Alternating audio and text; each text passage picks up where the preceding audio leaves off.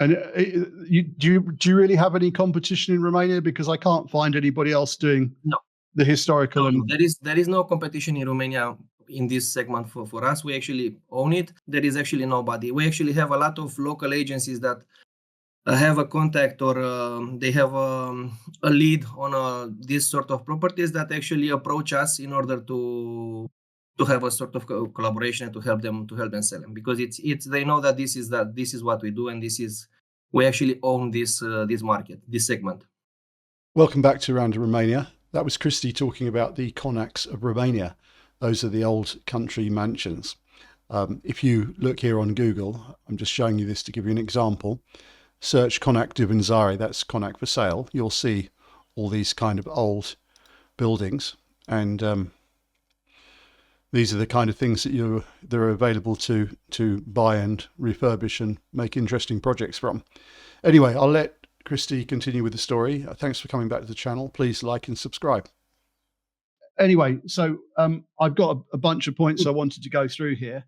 And first of all, I wanted to show you something, because when we met in 2019, I still have these, yeah? And these are your Artmark, the original catalogues. And yes. I've got to say that I was, oh look, I opened we're going to talk about Conacs. There's sure. A Conac. And I wanted to show you this because I was really, really surprised that anybody presented property like this in Romania, because it's a professional job that's being done there. And I don't think there's anybody doing property like this anymore, is there? Or anybody else?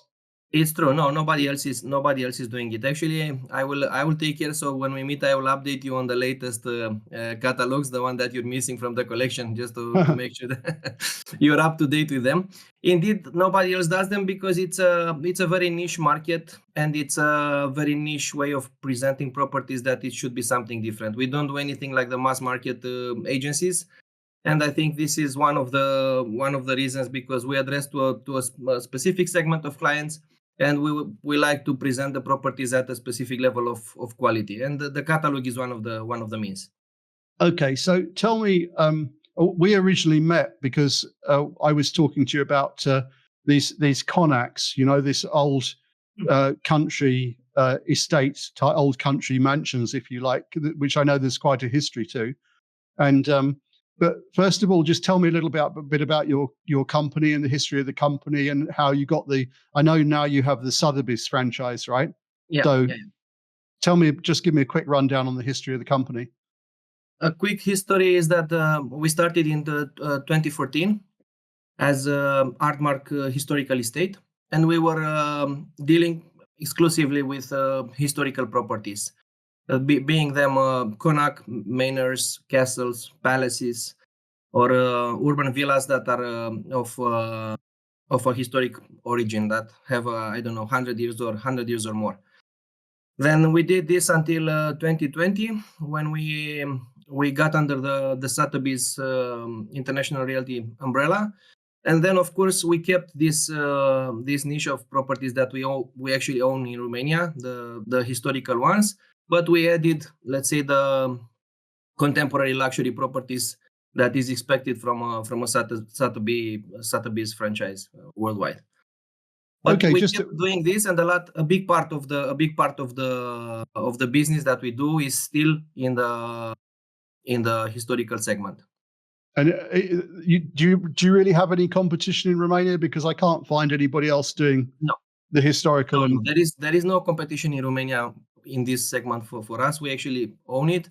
Of course, especially when we're talking about extra urban properties. Of course, within the cities, in big cities, in Bucharest, in Brașov, in Timișoara, the historical properties are also interesting for other agencies, because there can be urban villas, there can be business headquarters, and so on. And then, of course, there is a bit of a serious competition from local agencies. But when we talk specifically about Conacs and castles and everything that is not urban, there is actually nobody. We actually have a lot of local agencies that have a contact or they have a lead on this sort of properties, that actually approach us in order to have a sort of collaboration to help them sell them, because it's they know that this is what we do, and we actually own this market, this segment. And can you tell us a little bit about the history of Conacs in Romania? I'm going to put some stuff in the bottom of I'll put some of that stuff in the description of the video. But can you tell me a bit of background, right? Yeah, brief history. So it's I think like everywhere, like in all the countries, there used to be these noble families, the boyars, that used to be preoccupied of having beautiful residences and to build with foreign architects or even foreign builders. And they had these big domains, because they are the owners of the big land plots in Romania. For those specific domains, they build beautiful residences. Now there is a bit of a difference, because in the southern part of Romania, it's these Conacs that are rather small. Let's say it's for the use of a family.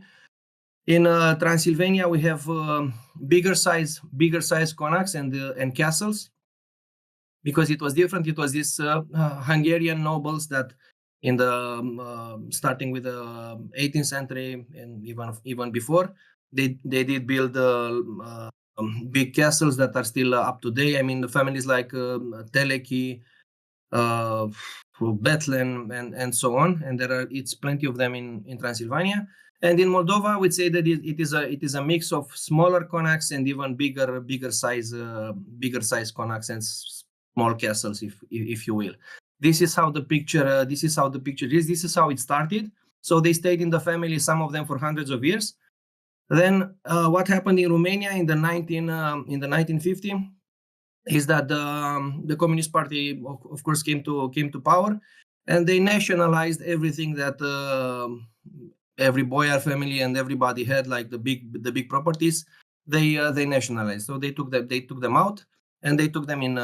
They took the properties as the property of the state, and from 1950 to 1990 and afterwards, they give them different usage. They usually were this, I don't know how to put it in English, is the CAP, is the former commune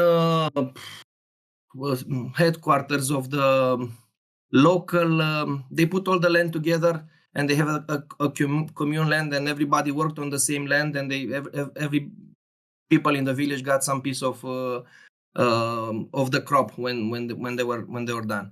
So it was done as headquarters of the city hall. It was turned into schools. It was turned into local medical headquarters, or any usage the Romanian state needed to use those properties as a common good, let's say.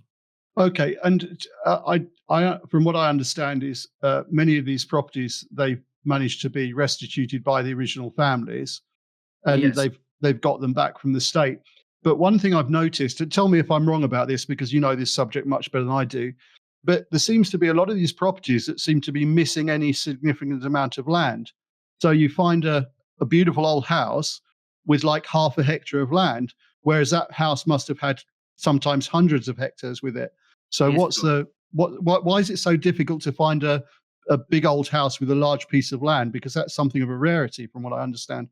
It's true. You are perfectly right. All the Conacs usually used to have like tens or hundreds of hectares of land. When the nationalization happened, they took everything, both the houses and both all the land. Now in the 90s, when there is this law that said that, look, all these properties belong to somebody before, we have to give them back. You know, the descendants started to do the procedures and everything to get them back. But in most cases, they could give back the house itself, the Conac itself, but not the land, because the land, of course, went afterwards through many hands, and it became something else, and it was given to somebody else, and the state was able to say, okay, I admit that sometimes it was yours, but I don't have it anymore. Look, it's different. It has a different function now, and I will give you back some money for it. So it was the case that the descendants got back the property that used to have 100 hectares, for example. but only got I don't know 1 hectare around the Conac, and for the rest of the land they got some sort of compensation in money and not the full property back. There was also cases when they were able to give even more, some of the domain and more, but it was plenty of cases when this didn't happen. And then this Conac that used to have a big domain of a few hundred or a few tens hectares, now it's just a small Conac with a bit of land around it. And something else I've come across as well is when you can find properties advertised, because I've looked at quite a few of these properties. Yeah. You get them advertised and they say they have 10 hectares. And then when you go and look at them, it turns out there's a property in one place, there's 2 hectares here, there's another 2 hectares. You know, the land's spread out. It's not as described. I have this problem when I'm searching, when I'm scouting for this sort of properties, because there is indeed these situations. But most of the properties we have, all the land that the house comes with, it's usually compact around the house. I think there are exceptions of course, but the rule is that it's usually like this. It can be 1 hectare, it can be 2, it can be 10 or more, but it's usually around the house. There was situation, of course, when we had a bit of land around the house, like a few hectares, and then we have 50 more hectares, but are totally disconnected and they're somewhere in the, I don't know, few kilometers away. And what kind of people are buying these Conacs, and are they Westerners or Romanians? What kind of price range do these properties go for? And what do you see the market doing at the moment? You know, just try and give me the market itself and the price ranges are very, very different levels, because you will see, and we can talk about it. There are different types of Conacs. From a small Conacs, I think the cheapest, the lowest value we have right now is 80,000 euros. It's in Argeș. It has something like a few thousand square meters of a land plot around it. And it is of course a renovation project. It is very, very deteriorated. It needs a full renovation project to be brought back to life. But then we have plenty of offer in the segment. Let's say 200,000, 300,000 euros. That can be either to be renovated, but there are also the ones that in this price range are also ready to use. It's not many of them, especially around the Bucharest. It's very few Conacs that you can find that it's fully usable, ready to use at the moment. Then it's 500,000, 1 million, and I think even higher. I think the most expensive one is the one of the royal palaces of Romania in Bacău County in Drămănești. That it's plus 10 million, more than 10 million euros. But it's a full palace. It's one of the very few palaces that were used and inhabited by the royal family of Romania, and is really a one-of-a-kind piece, ready to use, fully renovated, and so on and so forth. In this, let's say, in between them, in the 80K until to the 10 million, there are different price levels and different sort of types of properties. But again, when we go past 1 million, it's usually something that is not necessarily for residence. It's something that can be turned into a hotel. It's something very big, and so on and so forth. That was going to be my next question. What are people doing with these properties when they buy them, typically? It's also here. It is a bit of diversity. There are people that are buying for residence. It is quite a bit of a trend in Romania. It started before the pandemics. It was accelerated during the pandemics, and now, given the international context, people are looking for a second home outside the big cities where they usually live and work. So they either look at a cabin in the mountains and so on and so forth. But many of them look at very special properties, something different. And then the Conacs are a very easy choice, because they come with a history, they have a character, they have a story behind. They usually come with a bit of a land. It's in nice areas, so it comes as a very good a very good fit for somebody that is looking for a second home away from Bucharest or away from the big cities that they live in. Another segment for the commercial use. There are, or let's say, I will talk about the things that happened to us during the last years. What we saw, we sold some Conacs for people that were looking to use them as a medical clinic, as a sort of a retreat resort for medical purposes. We had a few sales on this segment around Bucharest, and also for touristic, or a big segment is the one that are looking at them for events. Yeah. You know, because the Conac is a very nice place and a very nice setup to do your big events. There are some success stories in Romania in this sort of properties, and there are, of course, new entrepreneurs that are trying to replicate it. And this is also a segment of market that it's working very well, and there is a big interest around this segment. Okay. One of the other things I wanted to ask you about your Sotheby's franchise is, because I know something about the property market as well. I have some interest in this. And how can you? I mean, I talk to a lot of people on my channel who come here trying to buy land or properties, and they start speaking to random agents. They start calling people off adverts online and all this kind of stuff. Now, this, I think, can work very well if you've got plenty of time and a small budget and you're looking for something cheap. But if you're looking for these kind of properties, you can waste a lot of time just trying to engage people, because people will have you drive halfway across the country, come to meetings with no intention to sell. I often think many of these people advertising these properties are actually trying to use buyers to value their properties. They're just trying to figure out what they can actually really get with no intention of selling, or they I don't know. It seems to be everything except for actually selling the property.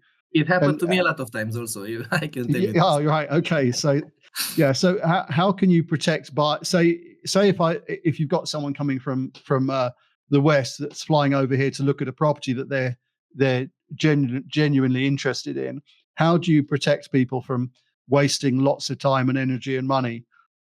Do you have anything, any tricks? Yeah. Edward, first of all, I would say there are two scenarios here. And we worked in both of them quite a lot and successfully. There is somebody that from outside, a Westerner, that is looking at our website or on the international website on the existing properties that we have already on the website. All the properties that are on the website have already, let's say, been through our filters. First of all the papers are okay. It's good to sell. We have a contract with the owner, so of course that property will sell. It cannot be anything around it. So if it's on our website and the guys want to buy it, it cannot be an issue regarding if it's possible to buy it, or not. We have a second scenario when people are saying, look, I want to buy something in Romania. It's not something on your website. Look, these are my criteria. I'm looking for a property in this area with this much land, with this many bedrooms. And this is my budget. And if it's not anything on our let's say already portfolio, we make a dedicated search. When we have a list of properties that might fit that criteria that is not in our portfolio, and of course we can help and refine the search and find the right properties. And we had this scenario, and we finally find this property that matches all the criteria he's looking for. We're taking care of making sure that the papers are right, the title deeds, and everything is okay. So when the guy comes to Romania to see it or to make some steps, it's already, let's say, easier to move forward than to finalize a transaction. Okay, and one other point, because I think we've pretty much covered the things I wanted to cover. Is it fair to say, because this has been my observation personally, I've lived here, I think 22 years, something like that now. You're part Romanian. You're part Romanian now. Yeah, kind of. I've noticed that there's been a kind of cultural revival. When I first got here, people really weren't seeing value in these kind of buildings and Romanian art and tradition and all this kind of stuff. And there seems to be a very strong revival now. I see a lot of that. because these buildings always fascinated me, and people could never understand my fascination in them. But I think it's because I'm English and we have this similar kind of heritage that I couldn't understand why people weren't interested in them. It's Is that true. true? It's true. You are perfectly right. I'm more than 6 years now here. I had nothing to do with real estate before, and nothing to do with architecture and castle and everything. And I came here because I was really fascinated, as you are. Look, I saw, look, these guys, are you dealing with this sort of properties? But this is really nice. This is amazing. I had no idea that I will go into real estate, but I came here because of this segment of market that we're actually working on exclusively at that moment.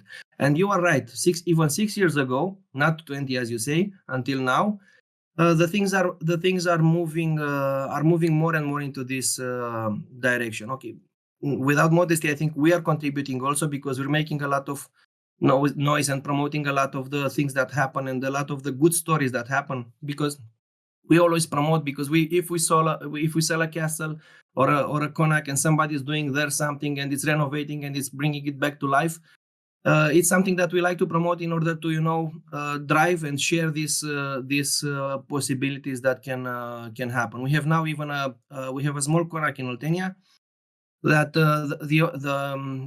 the buyers bought it. I think it was 4 or 5 years ago. It was really in a bad shape, and it was really living the last days of life if somebody didn't come to save it. And these guys from Bucharest, they came. They even made an appeal for European funds. Mm-hmm. So they managed to acquire now 2 million euros in order to turn it into a boutique hotel. Mm-hmm. And this is really the sort of story that we like to tell, because they were passionate about it. They bought it just because they didn't want to let it die. But it was a bit of, let's say, out of their budget to do something big there. But they managed to do this, and it's a good story. You'll actually see it in our next catalog, the 2025 catalog. When we'll take it out, we will have a story about it, because it's really really something that we can do to save a piece of heritage of Romania, and even to use free money or European money to do it. It's really nice, and these sort of stories build on and show to others that you can do amazing stuff and also contribute to saving some of the heritage. And I want to tell you, because you asked me if Romanians or Westerners buy it, a lot of more and more Romanians are into this. Westerners is always a stable, let's say, interest area, but there are a lot of Romanians that are abroad, that would like and are very interested to invest in this sort of properties. One of them, because they want to buy something in Romania, and second of all, because they feel that buying this sort of properties, they're also somehow paying back or contributing back to the home country into saving some pieces of heritage that are yelling for help, if you will. Yes, that makes sense. The one you were just talking about, that they got the EU funding. You're going to put that in the next catalogue, is that right? Yeah. Is a possibility to make a little video about that? Because that sounds like a fantastic subject for a video. I think we can do a video there, of course. Because the subject of how you raise money from the European Union to refurbish a building, that's going to be interesting for everybody. Yeah. It is actually one of the most beautiful Conacs from Oltenia. It's in a southern part of Romania, southern part of from Craiova to the Danube, and it was really in a bad shape and yelling for help. And yes, now it has an amazing chance to a new life. Very good, cool. All right, well, I think we've covered everything I wanted to cover. So, thanks very much for your time, Christy. Thank you, Edward. We'll be back for more videos soon, no doubt. Sure. Okay, take My care. pleasure. Cheers. All the best. Bye-bye. All the best. Take care. Bye-bye. Well, that was all very interesting. Thanks very much for watching. I thought, particularly at the end, the part about the EU funding for refurbishing such buildings was quite cool. I will find out more about that and put something in the description of the video. Anyway, thanks again for watching. Please like and subscribe, and we'll be back soon with some more videos. Bye for now.